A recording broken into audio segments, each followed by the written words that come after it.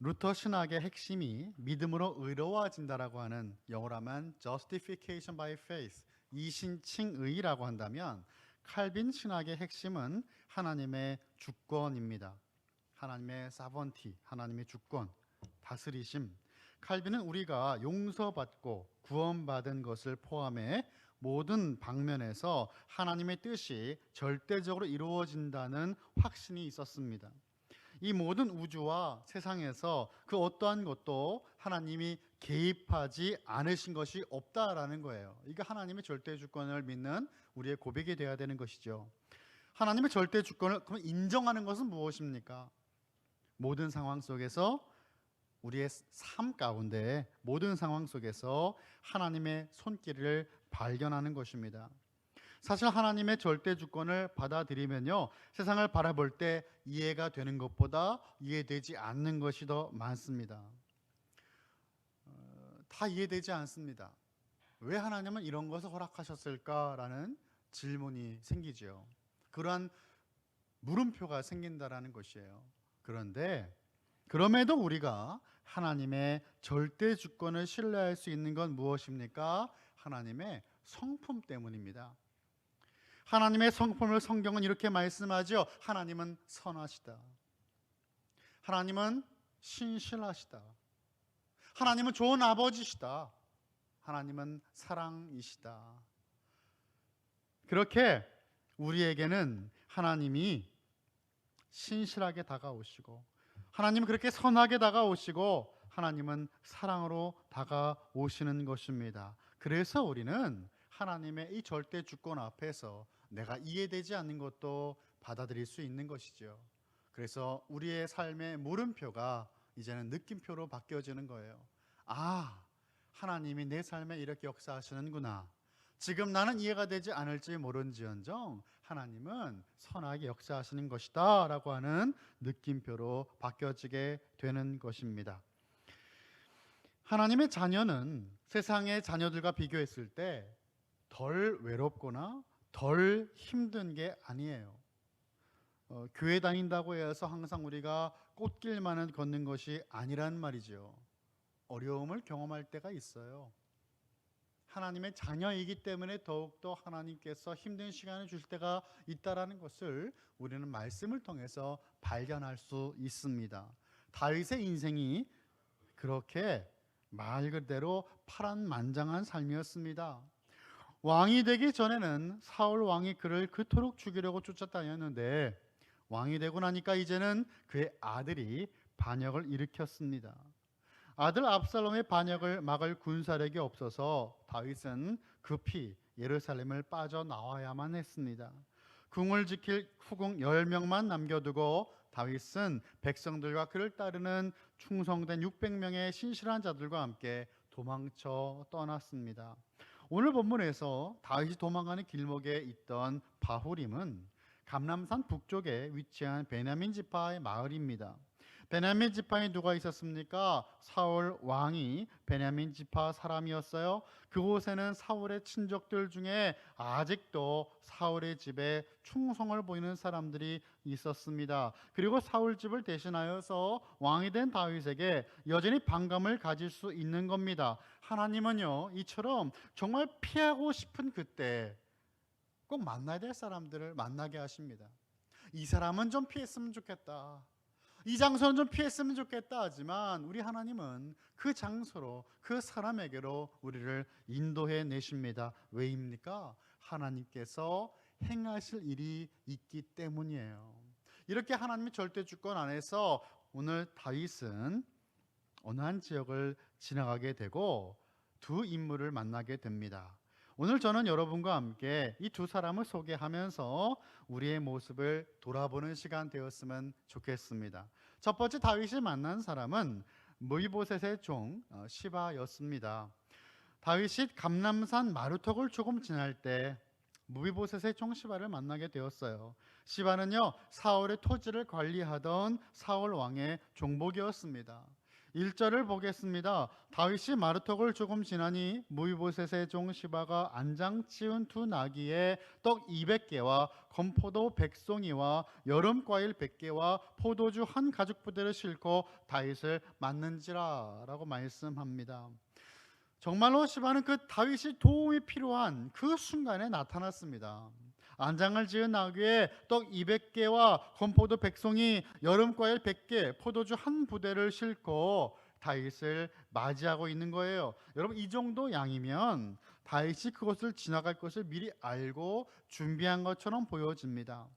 고대 근동 지역에서 군대가 어느 지역을 통과할 때는요, 군대를 위하여 그 지역 사람들이 곡물 창고를 열어서 군사 물자를 조달해야만 되었습니다. 이 경우 제공하는 음식은 군주에 대한 조공이 되는 거예요. 왕에게 바치는 음식이 되는 것입니다.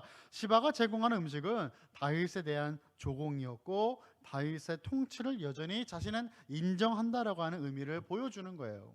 물론 다윗이 아들 압살롬에게서 지금 쫓겨나서 왕궁을 도망쳐 나오긴 했지만 여전히 그는 자신의 왕이라는 사실을 조공을 바침으로 보이는 것입니다. 2절의 말씀입니다. 왕이 시바에게 이르되 내가 무슨 뜻으로 이것을 가져왔느냐 하니 시바가 이르되 나귀는 왕의 가족들이 타게 하고 떡과 과일은 청년들이 먹게 하고 포도주는 들에서 피곤한 자들에게 마시게 하려 함이니이다.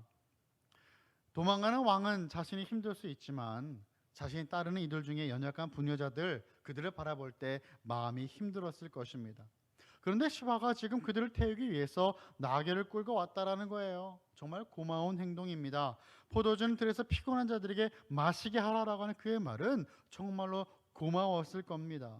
본문 14절을 보면요, 지금 상황을 설명해 주는데 이 지금 다윗과 함께 도망가는 이 무리들이 어떠한 상황인지를 14절을 보면 설명이 되어 있어요. 왕과 그와 함께 있는 백성들이 다 피곤하여 한 곳에 이르러 거기서 쉬니라 라고 말씀합니다. 도망가는 길이 즐거울 리 없습니다. 힘이 날 리가 없습니다. 그곳에 함께하는 모든 이들이 피곤해하고 있는데 이렇게 피곤하고 곤비한 다윗의 일행에게 포도주를 가져왔으니 참으로 고마운 겁니다.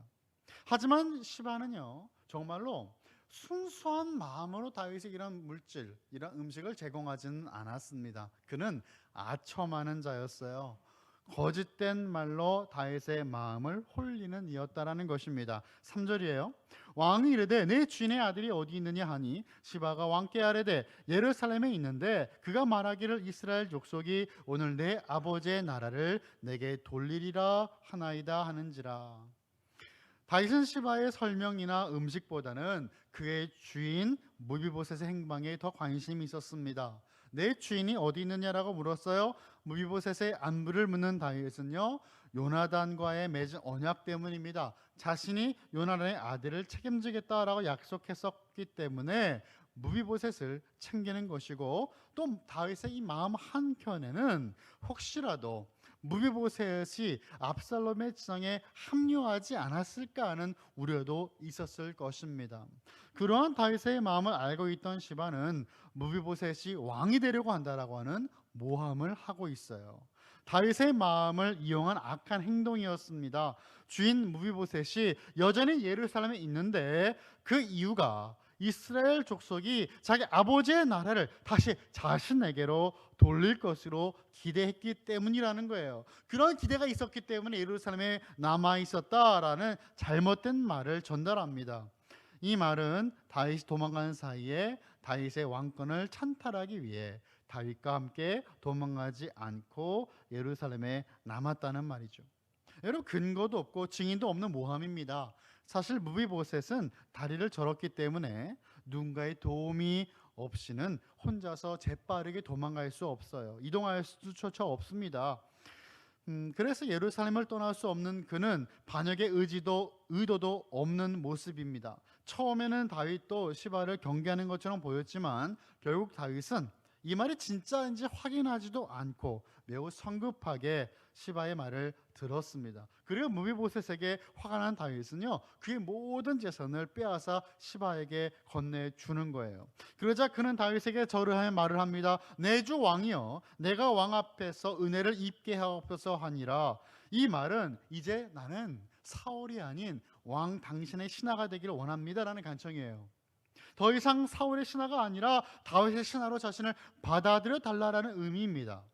훗날 무비보셋을 다시 만나게 되는데, 그때 무비보셋에게 다윗은요, 왜 자신과 함께 도망가지 않았느냐라고 그에게 물었더니 무비보셋은 이렇게 답을 하였습니다. 사무엘하 19장 26절에서 27절의 말씀이에요. 대답하되 내 주 왕이여, 왕의 종인 나는 다리를 절므로 내 나귀의 안장을 지워 그 위에 타고 왕과 함께 가려 하였더니 내 종이 나를 속이고 종인 나를 내 주 왕께 모함하였나이다. 내 주 왕께서는 하나님의 사자와 같으시니 왕의 처분대로 하옵소서. 아멘. 자신이 다윗을 배반한 게 아니라 시바가 그를 배반하고 모함한 것이다 라고 말한 겁니다. 다윗이 도망할 때 자신의 다리가 온전하지 못하기 때문에 나귀를 타고 가려고 준비하였지만 그의 종이 그를 속이고 모함하였다라고 증거하였어요. 분명 다윗도 시바를 온전히 믿지는 않았을 텐데, 하지만 당장 그 진위 여부를 따질 여유나 여력이 없었어요.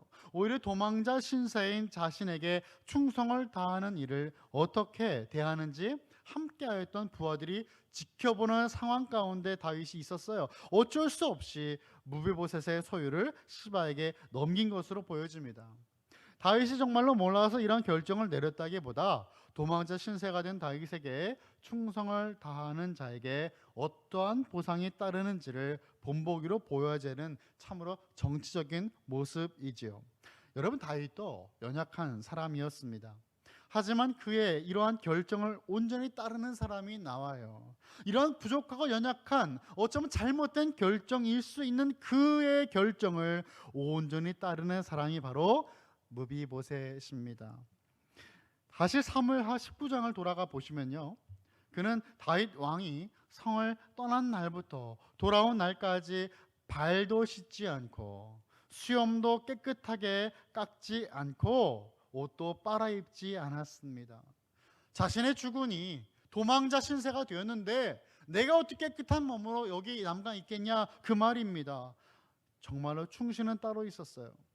그런데 우리가 주목해야 될 또 다른 그 모습은 자신의 모든 제한을 시바에게로 넘겨준, 모든 재산을 빼앗은 그 다윗에게로 하는 그의 고백입니다. 그는 다윗에게 어떤 말을 합니까? 사무엘하 19장 27절의 말씀을 우리 한번 다 같이 읽어보면 좋겠습니다. 27절입니다. 시작. 종인 나를 내 주 왕께 모함하였나이다. 내 주 왕께서는 하나님의 사자와 같으시니 왕의 처분대로 하옵소서. 아멘. 하나님의 사자와 같은 왕의 처분을 믿고 따르겠다라는 것입니다. 하나님께서 세우신 왕을 하나님의 사자로 믿겠다라는 거예요. 왕의 결정이 잘못된 결정이라 할지라도 그것을 하나님께서 행하심이라고 믿는 겁니다.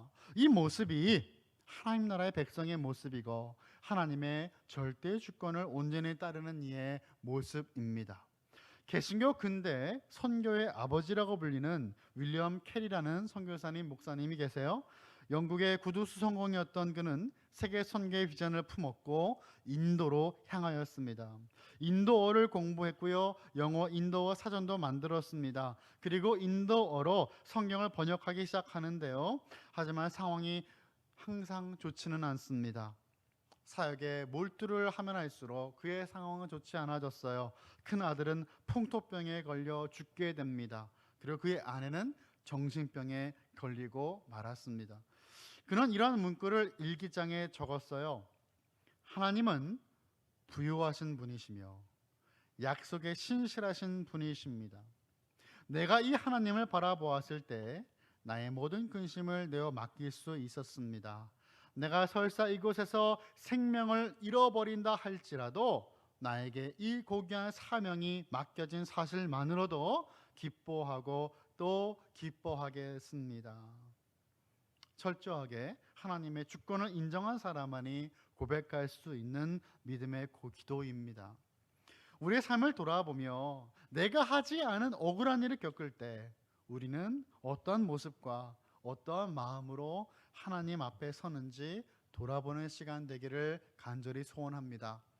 자, 다윗이 만난 두 번째 인물 누구일까요? 바로 몰락한 사울 왕가의 먼 친척되는 시므이를 만납니다. 다윗이 바후림에 가까이 갔을 때 그곳에서 게라의 아들 시므이를 만납니다. 그는 사울의 친척이었어요. 바후림은 사울의 지파였던 베냐민 지파가 사는 지역인데 이곳에 사울의 친척들이 살고 있었고 그중 한 명이 바로 시므이였다라는 것입니다. 시므이는 압살롬에게 쫓겨 바후림으로 도망온 다윗을 보고 소리치며 저주하고 심지어 다윗 왕과 그의 신하들을 향해 돌을 던집니다. 그리고 이렇게 외치고 있어요. 7절입니다. 시므이가 저주하는 가운데 이와 같이 말하니라. 피를 흘린 자여 사악한 자여 가거라 가거라. 피의 사람, 사악한 자라고 다윗을 부르고 있는데 피의 사람이라고 하는 것, 피를 흘린 자라는 말은 살인자를 표현한 말입니다. 그리고 사악한 자라는 말은 불량배를 부르는 말입니다. 이 불량배, 사악한 자의 표현은 예전에 나발을 부르는 표현이었습니다. 다윗은 지금 자신이 악하게 생각하던 나발과 같은 취급을 당하고 있는 거예요. 시므이가 다윗을 살인자로 표현한 것은 다윗이 반란을 일으켜서 사울의 집안 사람들을 죽이고 왕이 되었다고 생각했기 때문입니다. 8절을 보시면 시므이가 이렇게 말하는 것을 볼 수 있어요. 사울의 족속의 모든 피를 여호와께서 너에게 돌리셨도다. 그를 이어서 내가 왕이 되었으나 여호와께서 나라를 내 아들 압살롬의 손에 넘기셨도다. 보라, 너는 피를 흘린 자이므로 화를 제초하였느니라 하는지라. 사울의 모든 피를 다윗에게 돌리셨고 이제 여호와께서 압살롬에게 그의 나라를 넘기셨다라고 말하고 있습니다. 압살롬의 반란으로 다윗이 쫓겨나게 된 것은 다윗이 사울 집에서 저지른 살인 때문에 하나님께 벌을 받은 것이라고 주장하고 있는데 여러분 이것은 잘못된 말입니다. 오히려 다윗은 사울을 죽일 수 있는 여러 번의 기회가 있었지만 그렇게 하지 않았습니다. 요나단의 아들 무비보셋에게는 오히려 왕의 식탁에서 함께 식사할 수 있는 호의를 베풀었어요. 시므이는 하나님의 이름을 언급하면서 하나님의 뜻을 아는 것처럼 말하지만 하나님에 대한 지식이 있거나 신앙이 있는 것이 아니라 단순하게 결과만을 보며 자신이 원하는 해석을 하고 있는 것입니다. 여호와께서 사울의 집을 버리고 다윗을 선택하셨다는 사실을 알면서도 인정하지 못하는 모습인 거예요. 다윗이 왕으로 있을 때는 하지 못했던 말인데 이제는 그가 쫓겨난 도망자의 신세가 되자 자신 있게 그렇게 왜곡하며 말을 하고 있습니다. 우리가 세상에 살아갈 때에 참 이런 근거 없는 말들을 많이 듣습니다. 교회 다니는 성도들에게 수많은 사람이 손가락질 할 때가 있습니다. 여러분 그럴 때마다 우리가 바라봐야 될 것이 무엇입니까? 그들 뒤에 계신 하나님이에요. 시므의 그런 저주의 말 뒤에 있는 하나님을 지금 다윗은 보고 있는 거예요. 말씀을 또 돌아와서 보기 원합니다. 이러한 시므의 저주를 듣는 수려의 아들 아비새는요 화를 내면서 시므이를 죽은 개라고 욕하면서 바로 가서 그의 머리를 벨 수 있게 해달라고 다윗에게 요청하였습니다. 죽은 개라고 하는 표현은요 당시 자신 낮출 때 사용하는 표현이었습니다. 아무 쓸모없는 존재라는 의미예요. 사무엘하 9장 8절을 보면요 무비보셋이 다윗에게 자기 자신에게 썼던 그 표현, 자기 자신을 설명할 때 썼던 표현이 바로 죽은 개였습니다. 아비새는 시므이의 목을 당장 베는 것이 부정한 이 부당한 저주에 대한 해결책이라고 생각했습니다. 눈에 거슬리는 장애물을 당장 제거해야 된다라고 생각했어요. 100마디의 기도보다도 한 번의 칼 휘두름이 더 낫다라고 생각하는 그는 철저히 세상적인 사람이었습니다. 교회에서 사역할 때에도 그러한 분들이 계시는 것 같습니다. 자신의 힘으로 할 수 있는 일이라고 생각되면 그냥 하면 되지. 하나님께 꽤 묻고 도움을 구하고 대답을 기다리는지 그 기도의 시간들이 어리석다라고 여기는 분들이 있을 수 있습니다. 하지만 하나님께서 역사하신 일들은 사람이 만드는 것과는 비교할 수가 없는 것입니다. 영어로 이러한 표현이 있습니다. When we work, we work. When we pray, God works 라고 하는 말이 있어요. 이게 어떤 뜻이냐면 우리가 일할 때에는 우리가 일하는 것이지만 우리가 기도할 때에는 하나님이 일하신다라는 말입니다. 그렇습니다. 우리가 일할 때는 그냥 우리가 일하는 거예요. 그런데 우리가 기도할 때에는 하나님이 우리를 대신해서 일하시는 것입니다. 아비새의 말을 듣고 다윗이 어떤 반응을 보였습니까? 상관하지 말라라고 말하였습니다. 왜입니까? 10절이죠. 왕이 이르되 수리의 아들들아 내가 너희와 무슨 상관이 있느냐? 그가 저주하는 것은 여호와께서 그에게 다윗을 저주하라 하심이니 내가 어찌 그리하였느냐 할 자가 누구겠느냐 하고, 하나님께서 그에게 다윗을 저주하라 하심이, 그죠? 하나님께서 원하신 뜻이었다라는 거예요. 하나님께서 시므에게 다윗을 저주하라고 하신 것이니까 누가 그것을 막을 수 있겠느냐라고 다윗은 말하고 있습니다. 시므에게 어찌하여 그런 저주를 왕에게 할 수 있느냐라고 말할 수 있는 사람은 아무도 없다라는 말이죠. 11절도 보겠습니다. 우리 11절 한번 같이 읽어볼까요? 11절 시작.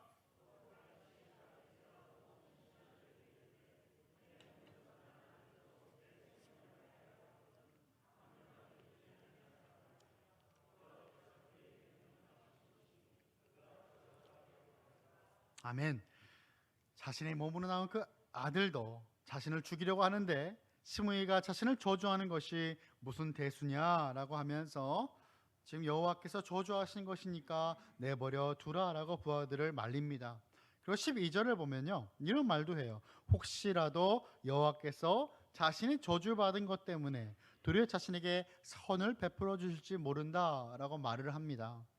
이러한 다윗의 고백이 어떻게 가능한 것입니까? 하루아침에 이루어지지 않았습니다. 지난 우리 몇 주 동안 말씀 나눈 것처럼 광야 학교를 통하여서 수많은 어려움을 통해 하나님의 통치와 주권을 몸으로 경험했기 때문에 가능했던 것입니다. 나발을 하루아침에 심판하신 하나님을 그는 경험하였습니다. 눈으로 보았습니다. 그리고 사울을 죽일 수 있음에도 죽이지 않고 하나님께 맡기자 하나님께 직접 그에게 원수를 갚아주심을 경험하게 되었다라는 것이에요. 원수 갚음은 여호와께 손에 있지 자신의 손에 있지 않다는 것을 경험하였습니다.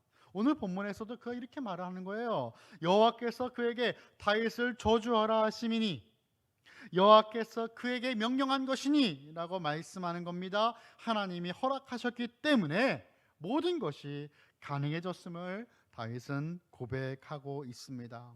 한 걸음 더 나아가 다윗의 의도를 우리는 살펴볼 수 있는데요, 시므이의 그 저주가 하나님께서 허락하신 일이라고 말하지만 만일 그렇지 않고 여호와께서 자신이 억울하게 당하고 있다고 하는 사실을 생각하신다면 직접 그 원수를 갚지 않으실 것인가 라고 그는 하나님을 기대하고 있습니다. 선하게 보시고 선을 베풀어 주시기를 원하는 모습이 다윗의 모습이었습니다. 압살롬의 배신과 배반이 여러분 왜 시작되었습니까? 결국 그 시작은 사무엘하 11장에 나오는 우리아의 아내 밧세바와의 간음죄, 다윗에게 충신이었던 우리아를 죽이도록 계획한 살인죄가 결국 다윗의 발목을 잡은 것입니다. 다윗은 자신에게 일어난 압살롬의 반란과 모욕들을 통해서 이 모든 일들이 하나님께서 나단을 통해 주시는 심판이라는 것을 깨닫게 됩니다. 사무엘하 12장 12절의 말씀입니다. 제가 읽어보겠습니다. 사무엘하 12장 12절입니다. 너는 은밀히 행하였으나 나는 온 이스라엘 앞에서 백주의 이 일을 행하리라 하셨나이다 하니, 다윗은 비록 은밀하게 죄를 지었지만 하나님은 드러내놓고 심판하시겠다라고 말씀하시는 것입니다. 하나님의 심판의 도구로 그의 아들 압살롬을 들어 쓰시는 것처럼 시므이의 저주도 하나님께서 내리신 벌 중에 하나로 다윗은 그렇게 생각했습니다. 하지만 만일 시므이의 저주가 부당하다면 하나님께서 갚아주실 것이라고 믿고 있는 것이에요. 다윗은 시간이 지나고 나이를 먹을수록 모든 일에서 하나님의 뜻을 찾으려고 합니다. 점점 그는 하나님께 더 가까이 나아가고 있는 것입니다. 14절을 보면요, 왕과 그와 함께 있는 백성은 다 피곤하였다고 하였어요. 바후림에서 쉬었어야 되었는데, 물과 양식을 공급받았어야 됐는데 난리치며 배척하는 시므이 때문에 쉬지 못하고 지친 상태에서 계속 이동을 했던 것입니다. 다윗은 압살롬에게서 쫓겨 길을 헤매면서 그동안 편안하게 왕궁에 살면서 잊어버렸던 그 하나님과의 관계를 다시 돌아보게 되는 시간을 갖습니다. 사랑하는 성도 여러분, 우리의 삶 가운데 예상치 못한 일을 만날 때가 있습니까? 어떻게 하나님 나에게 이러한 일을 행하시는가 생각할 때가 있습니까? 피하고 싶은 장소와 피하고 싶은 사람을 만나게 될 때가 있습니까? 하나님의 계획하심이 있습니다. 하나님은 다윗을 기다리고 계시는 거예요. 자신의 아들을 피해 도망하는 초라한 길이지만 그 길에서 다윗은 다시금 하나님의 품으로 돌아가는 것입니다. 우리아를 죽이고 밧세바를 아내로 삼으면서 다윗은 무언가 잘못된 길로 계속 걸어가고 있었습니다. 초심을 잃었을 때 다시금 하나님은 환난을 통하여서 하나님께로 돌이키고자 하시는 거예요. 다윗이 겪고 있는 일들이 물론 그의 죄로 말미암는 심판의 결과였지만 하나님은 그의 죄를 이미 용서하셨다라고 말씀하셨어요. 그래서 다윗은 하나님의 심판으로 죽지는 않는다라고 하신 것입니다. 하나님을 잊고 하나님께서 허락하신 은혜를 망각하며 하나님의 말씀을 어기게 된 다윗을 하나님은 왕궁 밖으로 몰아내셔서 다시금 하나님을 찾게 하시는 것입니다. 하나님은 정말로 다윗을 사랑하셨습니다. 그런데 더욱 놀라운 사실이 있습니다. 다윗을 사랑하신 하나님의 사랑, 결국 저와 여러분을 향한 사랑입니다. 로마서 5장 8절의 말씀을 보시면 이렇게 말씀합니다. 우리가 아직 죄인 되었을 때에 그리스도께서 우리를 위하여 죽으심으로 하나님께서 우리에 대한 자기의 사랑을 확증하셨느니라. 아멘. 여전히 죄인이고 여전히 부족할 때 우리를 사랑하신 하나님의 사랑은 예수 그리스도를 이 땅에 보내심으로 확증되었습니다. 인증되었다라는 겁니다.